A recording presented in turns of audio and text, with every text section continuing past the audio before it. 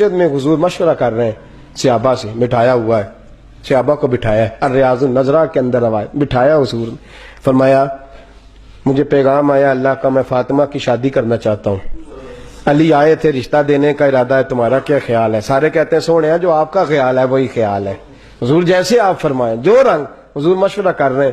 آج اگر کوئی بندہ مشورہ نہیں دے رہا تو ابوبکر صدیق نہیں دے رہے، وہ چپ کر کے بیٹھے، کوئی مشورہ نہیں دے رہے، خاموش ہیں۔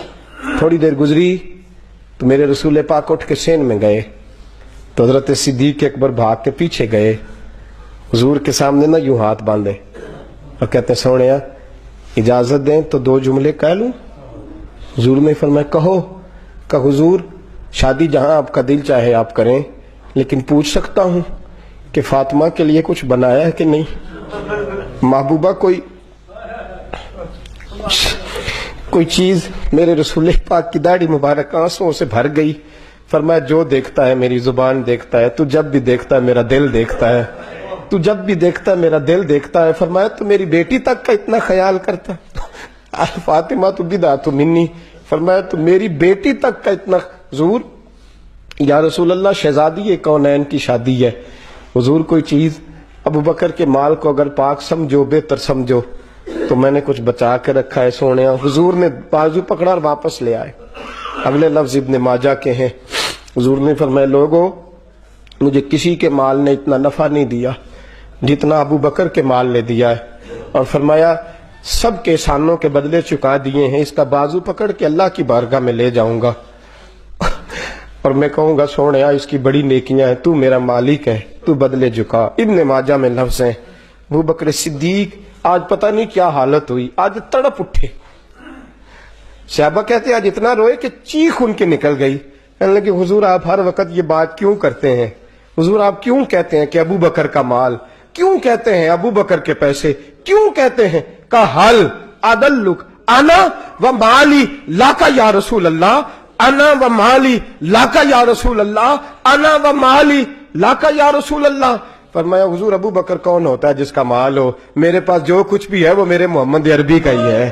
فرمایا میں کون ہوتا ہوں؟ انا و مالی لاکا یا رسول اللہ، حضور میں بھی آپ کا، میرا مال بھی آپ کا۔ حضور میں، فرمایا حضور بڑے لوگ ہیں جو مکے کی منڈی میں آج بھی کھجوریں بیچتے ہیں، انہیں جانتا کوئی نہیں، بڑے ہیں جو مدینے کی منڈی میں یا رسول اللہ آج بھی گندم اور چاول بیچتے اور فروخت کرتے ہیں، جانتا کوئی نہیں۔ ایک ابو بکر ہے جس کے ساتھ جبریل بھی آ کے باتیں کرتے ہیں، ایک ابو بکر صدیق ہیں جن کے لیے پہلے ہی جنت کی گارنٹی، انا و مالی لاکا یا رسول اللہ۔ سونے ابو بکر کا مال کی حیثیت رکھتا ہے، میں بھی آپ کا، میرا مال بھی آپ کا۔ یہ رنگ محبت کا اور یہ شان سیدنا صدیق اکبر کی جو میرے رسول کریم صلی اللہ تعالی علیہ وسلم کے سامنے انہوں نے پیش فرمائی۔ میرے دوستو ہر موقع پر، ہر مقام پر، ہر انداز میں میرے رسول کریم صلی اللہ تعالی، اور جب وقت آیا میرے محبوب پاک کے وصال ظاہری کا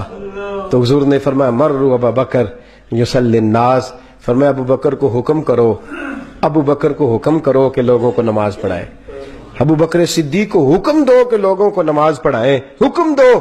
سیدہ عائشہ صدیقہ رو پڑی، کہنے لگے یا رسول اللہ آپ کا مصلی خالی دیکھیں گے تو میرے والد برداشت نہیں کر سکیں گے، یا رسول اللہ کیسے کھڑے ہوں گے، طاقت ہی نہیں۔ فرمایا مر ابو بکر یصلی الناس، حکم دو ابو بکر کو لوگوں کو نماز پڑھائے۔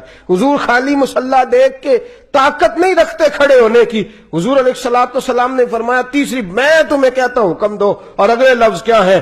فرمایا نہ مومنوں کو گوارا ہے، نہ اللہ کو گوارا ہے، نہ اس کے رسول کو گوارا ہے کہ ابو بکر کی موجودگی میں دوسرا کوئی امام بن سکے، نہ اللہ کو گوارا ہے، نہ مومنوں کو گوارا ہے، نہ اس کے رسول کو گوارا ہے کہ ابو بکر کی موجودگی میں کوئی دوسرا امام۔ دیکھو نا کیسی بات ہے، حضرت مجدد الفسانی رحمت اللہ علیہ مکتوبات شریف کے اندر کمال کرتے ہیں، بات فرماتے ہیں قانون ہے کہ جس جگہ کی مٹی لے کے کسی کو پیدا کیا جاتا ہے وہیں اس کی قبر بنتی ہے، جس جگہ سے خمیر پہنچی وہیں پہ خاک جہاں کا خمیر تھا، جہاں سے مٹی لے کے انسان کو بنایا جاتا ہے اسی جگہ اس کی قبر بنتی ہے۔ فرمایا دیکھو نا جس جگہ سے اللہ نے مٹی لے کے مصطفیٰ کے بدن اطہر کو بنایا تھا، ساتھ سے ہی مٹی لے کے ابو بکر کو بنا دیا۔ اور ساتھ تھوڑی جگہ سے مٹی لے کے سیدنا عمر فاروق کو بنا دیا. فرمایا جن کی مٹی کا خمیر برابر کا ہو ان کا روزہ بھی برابر میں ہے اور صبح قیامت جنت میں مکان بھی برابر ہی ہوں گے. یہ برابر ہیں اور برابر ہی ان کے مکانات رہیں گے. حضور نے ساتھ میں ان غلاموں کو قدموں میں جگہ عطا فرمائی ہے. میرے دوستو یاد رکھو سیدنا ابو بکر صدیق رضی اللہ تعالیٰ عنہ کا جو مرتبہ میرے رسول کریم صلی اللہ علیہ وسلم نے بیان فرمایا. اور پھر حضور نے فرمایا خالی محبت نہیں، اس نے اپنے آپ کو رنگ میں بھی رنگا ہے. فرمایا 360 عادتیں ہیں اللہ کی جو بندوں میں ہونی چاہیے، محبت، پیار، سخاوت جو بندوں کے اندر ہونی چاہیے. ایک بھی اگر کوئی بندہ اپنے اندر پیدا کر لے تو اللہ بے حساب جنت دے دے گا. حضرت صدیق اکبر کہنے لگے حضور میرے اندر بھی کوئی پائی جاتی ہے؟ فرمایا نہیں. حضور کیا مطلب؟ فرمایا کوئی نہیں، تیرے اندر 360 ساری کی ساری پائی جاتی ہیں، ساری کی ساری تیرے اندر پائی جاتی ہیں. میرے سیدنا صدیق اکبر کی میرے دوستو اخلاقیات حاصل کرنے کے طور پر بھی حضور علیہ الصلوۃ والسلام نے فرمایا میری امت پر سب سے زیادہ رحم کرنے والی ذات ابو بکر صدیق کی ذات ہے.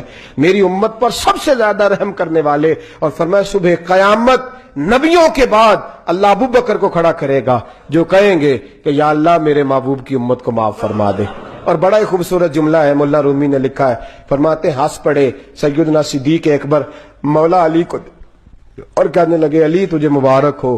حضور نے فرمایا تھا قیامت کے دن علی جنت کے دروازے پہ بیٹھے گا اور جس کو علی اجازت دے گا وہی جنت میں جائے گا. تو حضرت علی رو پڑے، کہنے لگے تمہیں تھوڑی بات بتائی ہے، اگلی بات میرے مصطفیٰ نے مجھے بتائی ہے. فرمایا اگلی بات کیا ہے؟ فرمایا حضور نے فرمایا علی جنت میں صرف اسی کو بھیجنا جو ابو بکر سے محبت کرنے والا ہوگا، صرف اسی کو جنت میں بھیجنا جو ابو بکر سے پیار کرنے والا ہوگا.